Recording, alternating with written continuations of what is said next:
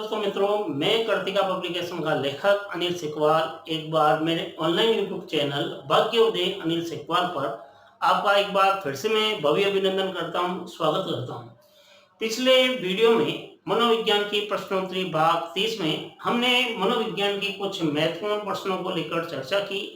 उसी क्रम में मैं मनोविज्ञान की प्रश्नोत्तरी भाग 31 में कुछ ऐसे प्रश्न आपके सामने लेकर आया हूं जो आपके आगामी रिट शिक्षक भर्ती हो या फिर सेकंड ग्रेड हो या फर्स्ट ग्रेड हो या आप शिक्षक भर्ती की जो भी आप तैयारी कर रहे हो उनमें ये मनोविज्ञान के जो प्रश्न है काफ़ी आपके लिए कारगर साबित होंगे। आप अपने स्वयं का मूल्यांकन या आंकलन भी इन क्वेश्चनों के माध्यम से कर सकते हो कि मनोविज्ञान विषय पर आपकी पकड़ कितनी है। तो अब ज़्यादा समय नहीं लेंगे, आप और हम दोनों चर्चा करने जा रहे हैं मनोविज्ञान की प्रश्नोत्तरी में कुछ महत्वपूर्ण प्रश्न। तो श्यामपट पर आपको कुछ प्रश्न दिखाई दे रहे होंगे। सबसे पहले क्वेश्चन की यदि मैं बात करूं तो सबसे पहला क्वेश्चन है, छात्रों के मूल्यांकन के लिए पूर्व प्रकार के प्रश्न पूछे जाते हैं।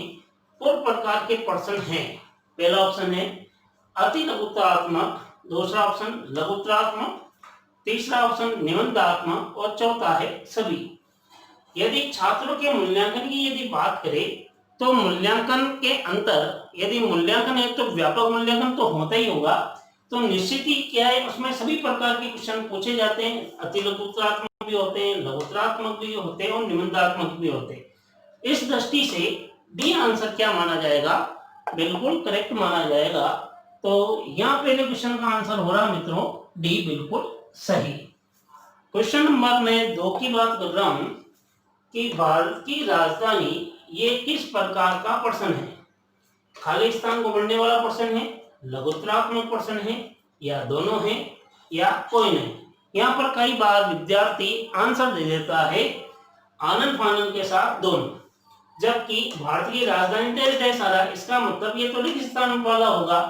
तो निश्चित ही इसका आंसर होगा ए, कि खाली स्थान को भरने वाला, रिक्त स्थानों की पूर्ति के जो क्वेश्चन पूछे जाते हैं वो इस कैटेगरी के होते हैं।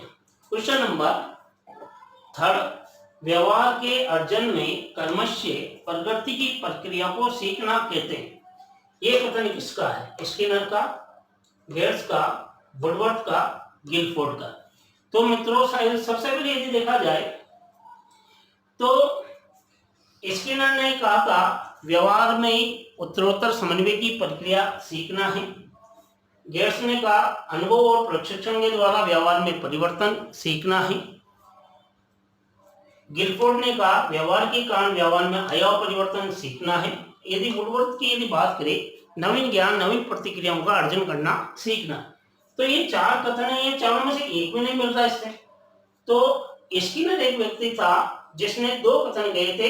एक तो था व्यवहार में उत्तरोत्तर समन्वय की प्रक्रिया, दूसरा कथन था व्यवहार के अर्जन में कर्मश्य प्रगति की प्रक्रिया ही क्या कहलाती है, सीखना। तो इसका उत्तर होगा ए, स्किनर के अनुसार। तो 3rd का आंसर हुआ ए।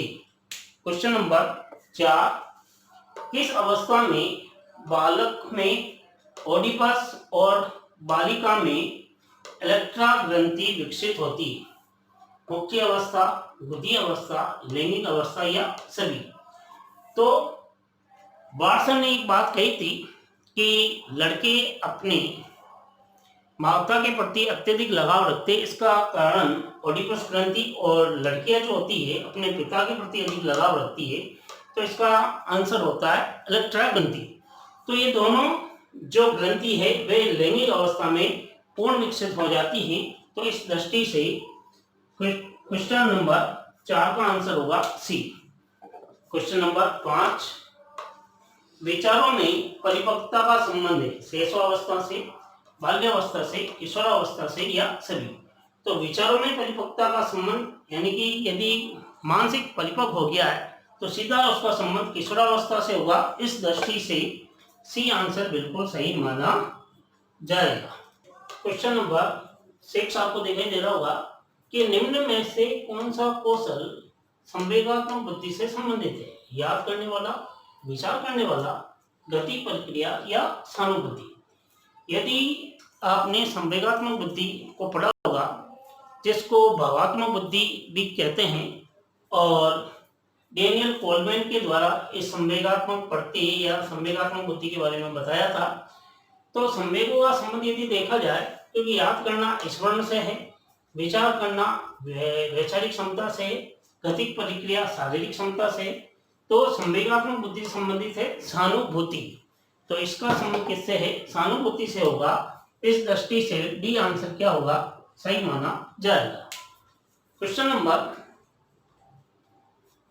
7, शेषावस्था में बच्चों के क्रियाकलाप होते हैं, संज्ञानात्मक होते हैं, भावात्मक होते हैं, संवेगात्मक होते हैं या मूल प्रवृत्त्यात्मक होते हैं।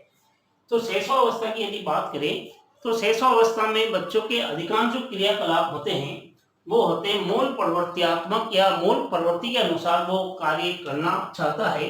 तो डी आंसर इसका भी क्या माना जाएगा? सही माना जाएगा।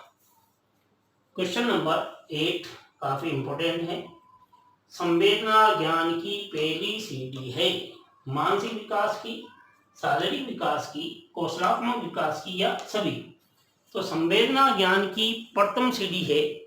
इसका संबंध यदि देखा जाए, क्योंकि जीन प्याजे ने अपने सिद्धांत की जो 4 अवस्थाएं बताई है, और प्रथम अवस्था में इस बात को कहा था कि प्रारंभिक अवस्था जो कि संवेदी पेशी अवस्था होती है, और इसमें स्मरण जो बालक होता संवेदनाओं के माध्यम से या छूकर स्पर्श करके ज्ञान ग्रहण करता है। इस दृष्टि से ज्ञान ग्रहण करना मानसिक विकास होता है। तो संवेदना ज्ञान की पहली सीढ़ी, मानसिक विकास से इसका क्या होगा? संबंध होगा।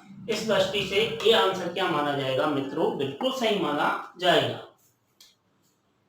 तो क्वेश्चन नंबर 8 का आंसर क्या आया? 1। क्वेश्चन नंबर 9, किसी बालक में सबसे पहले भय और प्रेम के संवेग होते हैं, उक्त कथन है। काफी जगह क्वेश्चन पूछा गया। पहला ऑप्शन है वुडवर्थ है, दूसरा जीन प्याजे है, तीसरा ब्रिजेस है, चौथा है वाटसन। तो भय और प्रेम के बारे में बताने वाला जो प्रथम सबसे लोकप्रिय संवेग ये बताने वाला वाटसन था। वाटसन ने अपने पुत्र अल्बर्ट पर भी प्रयोग करके देखे थे इसने। तो डी आंसर क्या माना जाएगा? बिल्कुल सही माना जाएगा। क्वेश्चन नंबर 10, आलोचनात्मक चिंतन का अर्थ है सकारात्मक चिंतन, नकारात्मक चिंतन, दोनों या कोई नहीं।